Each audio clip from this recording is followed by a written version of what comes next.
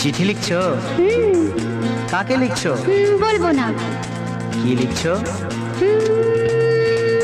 লিখেছি আমার মনের কবিতা, আহা, মনে জমা যত গোপন কথা। বলো কি?